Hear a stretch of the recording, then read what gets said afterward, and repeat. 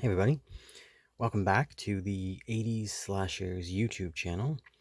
In this video, I will be discussing and reviewing the 1982 slasher Unhinged. Now, in this video, we'll take a quick look at the plot of the film, the setting. We'll discuss the kills, the nudity. We'll talk about the DVD itself, and wrap it up with some final thoughts.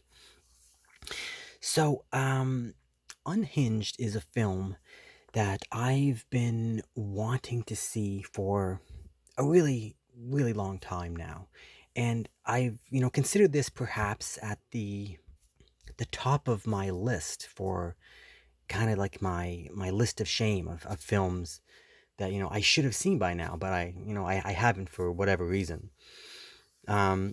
Partly this is due because this is a harder film to track down. There's no Blu-ray release of this as of yet.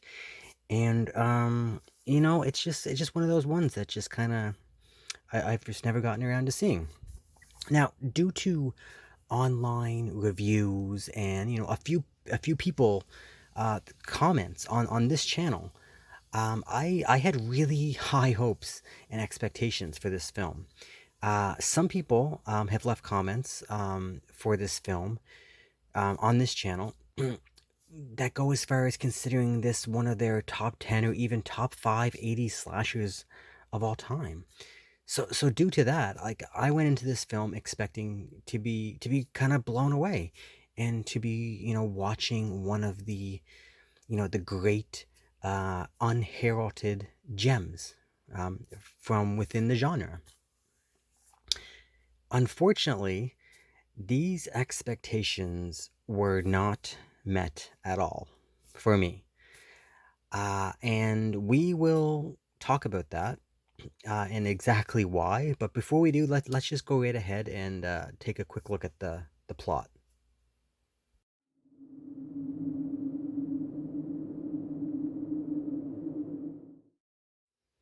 All right, so the plot of Unhinged, to be honest, there's not a lot to it. The film opens up. We see a girl, a young woman, and she's talking on the phone to her mother, explaining how she's about to go on like a road trip to a concert, like a rock concert with a couple of her friends. And we cut to her and her two friends, so there's three total girls, and they're they load up their car and they're driving off on a road trip. And then we kind of see them kind of going through like the woods, back roads or whatnot, and a storm comes on. It's raining hard, and basically they get in a car accident. They hit like a log on the road, and their car goes off into a ditch.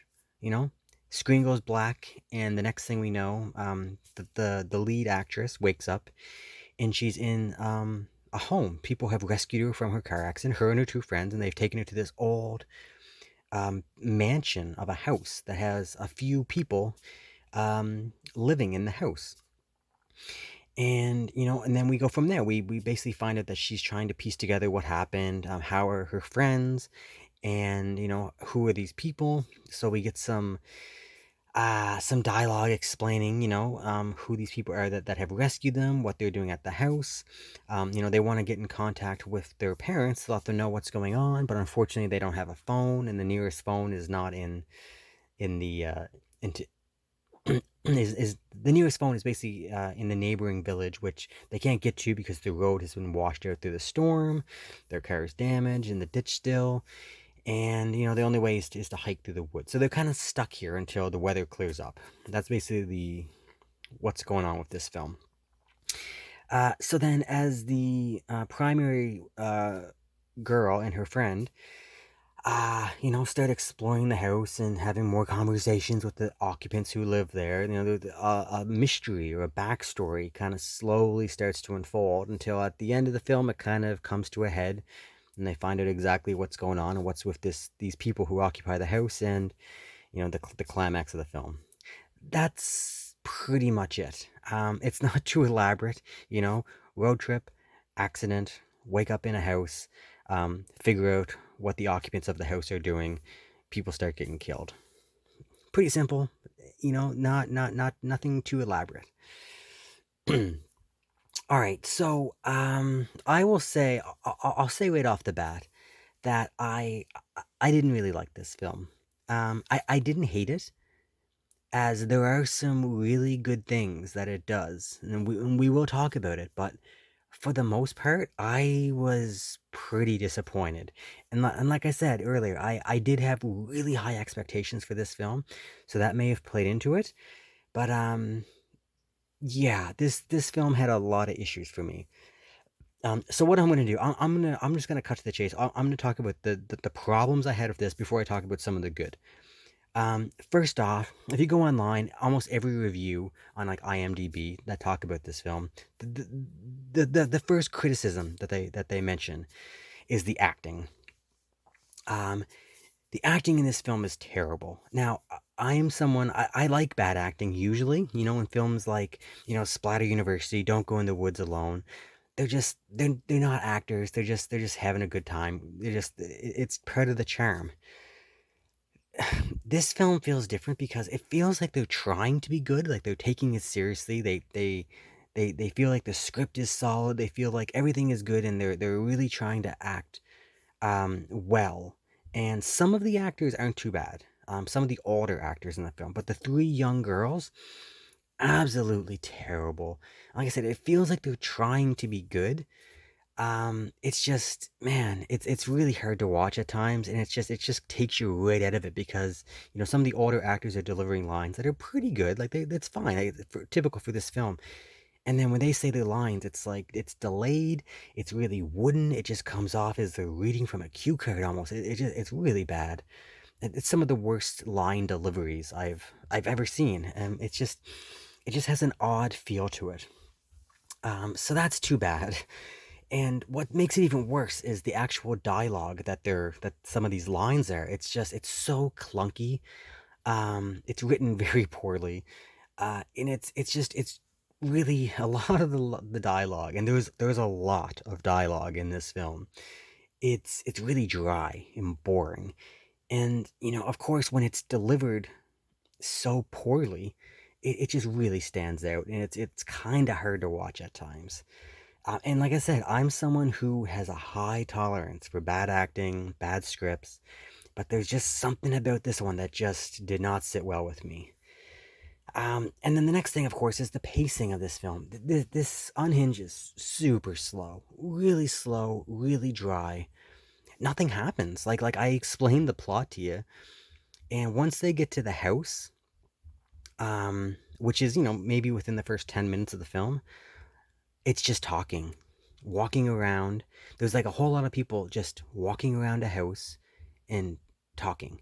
There's a conversation at the dinner table. There's a conversation in a bedroom. There's a conversation in a living room. And it's just little set pieces like screen goes black, open to a kitchen or a dining room, conversation. Screen goes black, open to a bedroom, conversation. It's just nothing happens. It's really slow. And like I said, it's the dialogue is clunky and delivered poorly. Um, it's just, yeah, like besides the few kills and little bits of nudity in this film, everything else is um, just nothing. Yeah, I don't know. It's really weird. And like I said, that kind of plays into like my last problem. It's just the story itself. I felt like they wanted this story to be interesting and to kind of develop like a rich backstory so they can set up the conclusion of the film. But they chose to do it by this continuous dry dialogues between characters, and it just didn't work for me. It's just way too long-winded and kind of and boring. I hate to use that word, but it kind of was like the first hour of this film. So yeah, so those are like some big issues for me that kind of made it a difficult watch. Now, the good things is like this film has a good atmosphere for sure. This is a creepy film. There's definitely a creepy vibe going on, and I think they were going for a creepy vibe with not only like the setting, which we'll talk about, but some of the characters themselves were creepy. And I think it was intentional, and I think they were successful in that. So that's something. um, the music in this film I really liked. It has a really cool synth, like a synthesizer track for a score. and I really liked it. It stood out. It kind of added to the creepiness and the tension at times. So yeah, I really enjoyed the music in the film, as well as the cinematography at times was pretty good. Like the overall, the film was filmed fairly well, but there was some really good like scenes, some really good moments that were captured, like some POV shots. It had some like heavy breathing, like characters watching the girls through peepholes and whatnot, like a POV kind of thing, and had like the heavy breathing, and it was done really well. And again, it added to the creepiness and the atmosphere. Um, so yeah, there was definitely some really good moments in terms of the framing and like the use of light, shadows, all that stuff.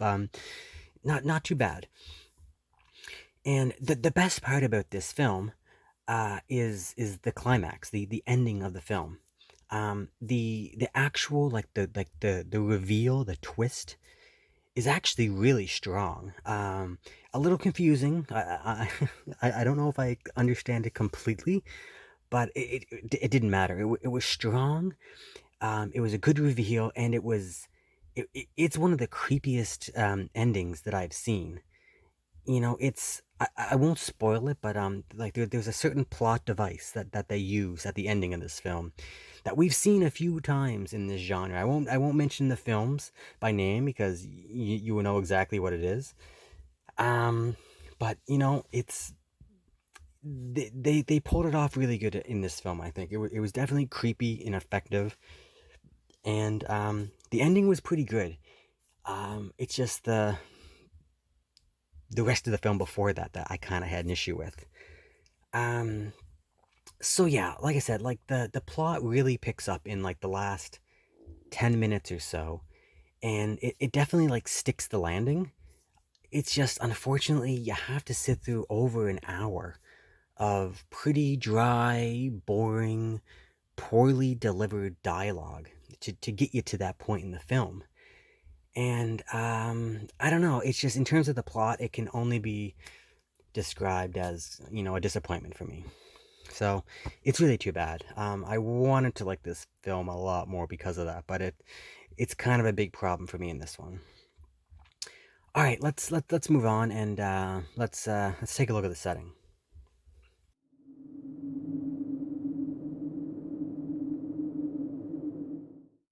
All right, so the setting for Unhinged, mostly the primary location is, like I said, a giant mansion. There is some other outdoor scenes around the grounds of the mansion outdoors, and there's some scenes in the woods, like going through the woods in the daytime, but it's very brief. The house is definitely the main centerpiece, and it's a creepy house for sure. It's a creepy house, and especially at nighttime, it really is atmospheric and has a good it just has a good vibe going on. The house itself, it's like one of those. It's really old, like I don't know, early 1900s, 1800s. It's like a huge mansion. It's one of those old houses that's like very proper. Like the person who owns it, like it's filled with like has a big piano. It has floral wallpaper. Like every desk and table has like the lace doilies all over the place. You know what I mean? It just has that vibe, like really very old fashioned and kind of sterile. It's just yeah, it fits the creepiness of some of the characters that live there. So that's really cool.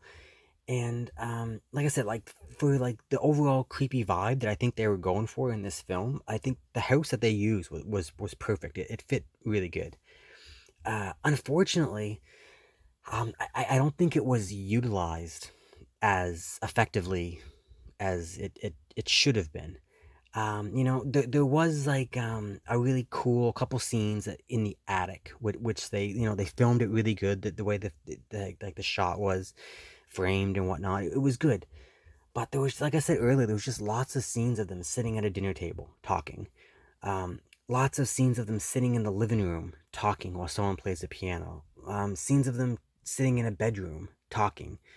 There's lots of talking in this film, and yeah, it's just like I said, like the setting itself it's all right. It's a cool house. It has a creepy vibe. It just wasn't utilized as well as it should have been. I don't know. That just the way I viewed it, I guess. So yeah, that's all I would have to say with the setting. Um, let's move on and take a look at the kills.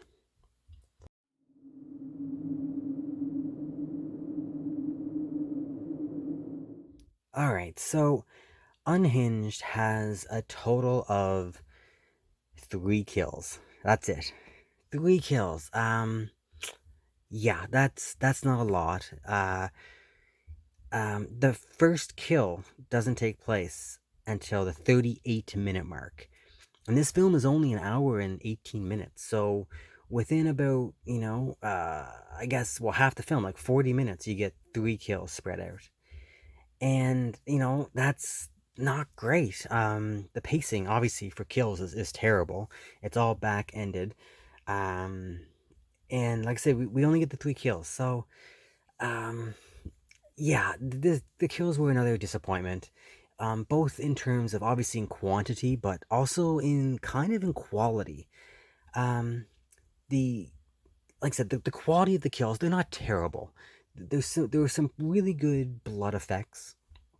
But all 3 of the kills basically in some way or another occurred off screen. There wasn't any really great practical effect kill that was utilized. There was one kill involving an axe, and it was one of those after effects on the kill, and it was great. Like you saw the body with the axe as it was used, and it looked great. It was super gory. You didn't see the actual kill, but it was the after effect. But it was good. It was really good. The practical effect to stage that the look of the deceased um, was really good. There was the final kill. Again, we didn't see too much of the actual body, but what we got to see. Again, I don't want to explain exactly what was going on. I don't want to spoil anything, but um, the last kill was brutal. In like the tone of the kill was like really brutal, and just the way it was filmed, like along with like how like the story at that point evolved with like the creepiness factor and the brutal tone of the killing. It was really good. This is probably the reason why this last kill was probably the reason why it made the video nasties list and why it got banned in certain countries. I'm guessing it was due to that last kill, and maybe the axe kill. Like I said, that last shot of the after effect kill was pretty gruesome. So yeah, overall, it's hard not to be disappointed just because there's only 3 kills in this film. And even though um, some of them were pretty good, like there was things to like. It's just overall it was kind of a disappointment for the kills, especially with the reputation this had, like banned original version. I thought I was in for a film that had a ton of kills, over the top, gory, ultra sleazy violence, and it's just not this. You get a little bit of it in small doses, all at the end, basically, and yeah, you had to sit through quite a bit to get to that point, unfortunately. All right, that's enough about the kills. Let's move on and talk about the nudity.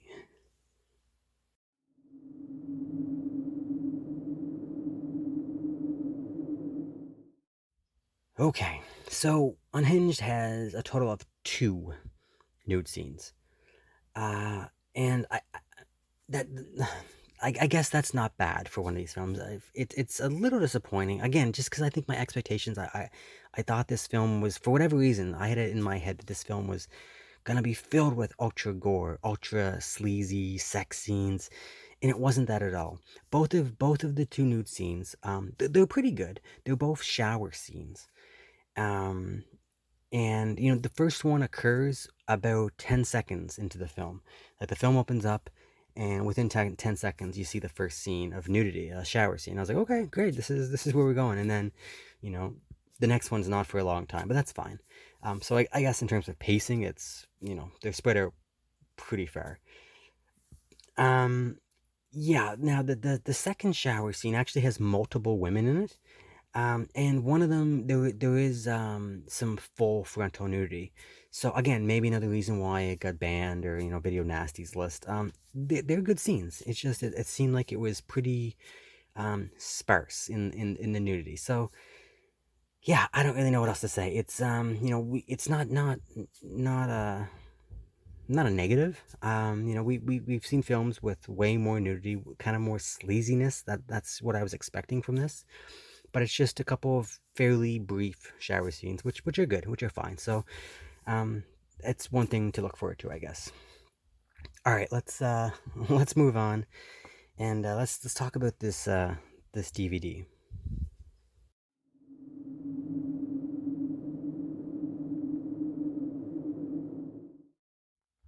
All right, so the DVD for Unhinged here, I picked this up on eBay really recently. This was my latest pickup. Who makes this? Indie DVD. Um, yeah, Indie DVD. This is an older one. This is from like 2000. Is there a date on here? 2002. If you can see that or not. So this is like 20 years old. This DVD. And I think at one time this was hard to track down. I feel like it's a little easier now to grab a copy of this on eBay. I got this for under $20. It was used. It was part of someone's collection. I'm glad I have it, regardless of my feelings on the film. I'm really glad I have this. Um, there's the axe kill I was telling you about.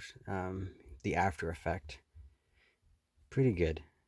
Um, yeah. So in terms of let's take a look here. So yeah, you get this here. Contains nudity, violence. You get like a comedy narration by the detractors. I don't know. I have no interest in that. I got a bunch of guys cracking jokes as a commentary track while watching it. I have no interest in that. Behind the scenes production stills and a 1980 interview with the filmmakers. So you get a little bit of special features. The DVD itself pretty plain. And then you get this little booklet here talking about um, you know, how it was banned and whatnot. Some other stuff from them, and then like a little mini poster art from which just says the original poster art is fantastic. I wish this was on the cover. Yeah, so pretty cool. So for a DVD package, not bad, not bad at all. In terms of the video quality, this looks pretty good. It's a DVD, and so take that with a grain of salt. But it looks pretty good. It's much better than some of these films I've seen that are clearly like VHS rips. There's no tracking lines. There's no shakiness in the picture. It's a solid picture.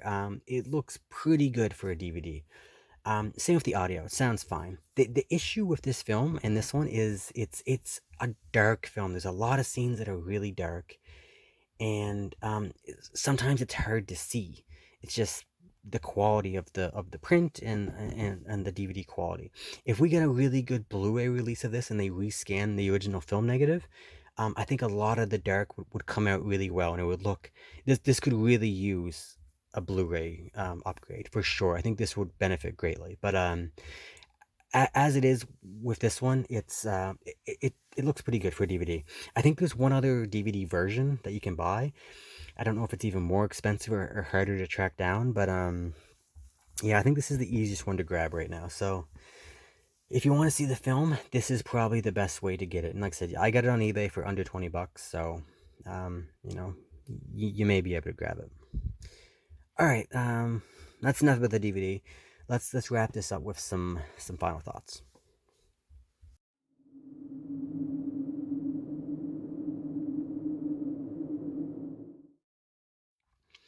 All right, so yeah, Unhinged. Unfortunately for me, this was a pretty big disappointment. Uh, Even though it had some creepy moments. It had, some decent nudity. There was some pretty, all right kill effects, after kill effects, whatnot.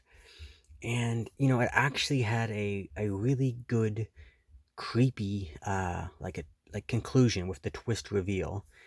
In spite of all that, the rest of the film was honestly kind of a chore to sit through. All of the good stuff I mentioned happened within like the last 10 to 15 minutes of the film. So, you basically had the first hour was really dry with just nothing happening. Like I said, the runtime for this film is only about 1 hour and 18 minutes.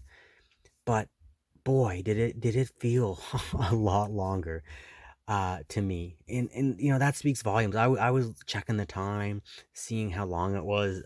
It was just it went on a while for me. And it's a short film. It shouldn't feel like that. But it's just the long passages of these dialogues of explaining the backstory and trying to make it all like set up the conclusion. It just, oh man, it's too bad. Um, like I said, like in order to get to those good parts, yeah, you had to sit through so much of this poorly delivered conversation after poorly delivered conversation over and over again, and it got to the point for me where it was just kind of painful and just kind of I tuned out a couple times. Um, yeah, it's too bad. I read someone's online review for this film that I feel like it sums it up perfectly. I think they said something to the effect of, Unhinged has a truly creepy and fantastic ending that deserved to be attached to a much better film. And yeah, that's how I feel. Um, you know, a great last 10-15 minutes can't compensate for an hour of nothingness. It's just for me it didn't work. I know a lot of people like this film, and I'm sure that I'm going to hear about it in the comments how I'm missing something or whatnot. I don't know. I don't get it. When people say this is a top 5 film for them in the whole 80s slasher genre, man, I don't get it. I can't see that, If you want to rank endings of films, then yeah, maybe, maybe this is in the top 10 if I thought about it. It is a good ending, but man, like it's just I don't know. This film has a lot of problems for me. That's it. That's my thoughts and review on a 1982's Unhinged. So yeah, so if you made it this far, thanks for watching, and yeah, until next time. All right, see ya.